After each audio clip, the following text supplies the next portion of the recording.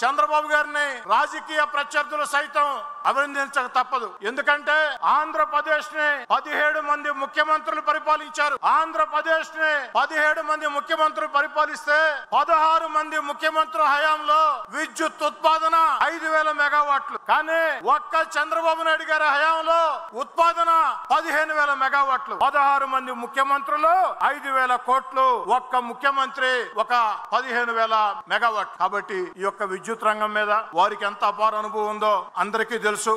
చాలని కరెంటుతో, వచ్చి రాని కరెంటుతో కరెంటు బిల్లు ఎట్లా కట్టాలి ఆవేదన చెందే రోజుల్లో ఈ రోజు భారతదేశంలో ఒక రోల్ మోడల్ లా ఆంధ్రప్రదేశ్ లో కరెంటు వెలుగులు వెలుగుతున్నాయంటే ముందు చూపుతో చర్యలు తీసుకున్న చంద్రబాబు నాయుడు గారికి ఒక్కసారి తెలుగుదేశం మహానాడు ప్రాంగణం దద్దరిల్లే విధంగా చప్పట్లతో ధన్యవాదాలు తెలియజేయాలని చెప్పని కోరుకుంటూ ఉన్నా. తన అపార అనుభవంతో, తన బ్రాండ్ ఇమేజ్ తో ఈ వయసులో కూడా చంద్రబాబు నాయుడు గారు ఈ రాష్ట్రం కోసం అహరహం శ్రమిస్తూ ఈ రోజు రాష్ట్రంలో సంక్షేమాన్ని కొనసాగిస్తూ, అభివృద్ధి పథకాలని కొనసాగిస్తూ, మరో పక్క రాష్ట్రం లోటు బడ్జెట్ లో ఉన్న ఎన్నికల్లో ఇచ్చిన హామీలు ఒక్కొక్కటి నెరవేర్చుకుంటూ వస్తూ ప్రపంచంలో రాజధాని లేని రాష్ట్రం ఆంధ్రప్రదేశ్. అలాంటి ఆంధ్రప్రదేశ్ కి అమరావతి నిర్మిస్తూ ఆంధ్రప్రదేశ్ దశ దిశ మార్చే పోలవరం పరుగులు పెట్టిస్తూ అన్నిటికీ మించి మన బిడ్డలకు ఉద్యోగాల కోసం అంతర్జాతీయ స్థాయిలో పెట్టుబడులు ఆకర్షిస్తూ రాష్ట్రాన్ని ముందుకు తీసుకుని పోతున్నారు. ప్రపంచంలో ఉండే తెలుగుదేశం పార్టీ కార్యకర్తల అభిమానులు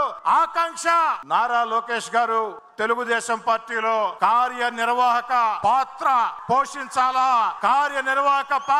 పోషించాలా, ఇదే అందరి ఆకాంక్ష. ఎందుకంటే ఆనాడు ఒక వ్యక్తి మాట తప్పకుండా, మడమ తిప్పకుండా నేనున్నా మీకోసమని యువగళం పాదయాత్రతో తెలుగుదేశం పార్టీ కార్యకర్తల భుజం తట్టి వీధుల్లో తీసుకుని వచ్చి ప్రజలకి ఒక భరోసా ఇచ్చాడు. అలాంటి నారా లోకేష్ గారు ఈ రోజు తెలుగుదేశం పార్టీలో క్రియాశీలక పాత్ర పోషించాలా అని అంటే కార్యనిర్వాహక పాత్ర పోషించాలా అని ఆకాంక్షని మీరు నెరవేరుస్తారని ఈ మహానాడు సాక్షిగా లోకేష్ బాబు గారికి కార్యనిర్వాహక పాత్ర అప్పజెప్పాలని నారా లోకేష్ గారి పోరాట స్ఫూర్తితో, చంద్రబాబు గారి యుక్తితో ఈ రాష్ట్రంలో తెలుగుదేశం పార్టీ ముందుకు కలుతుందని తెలియజేసుకుంటూ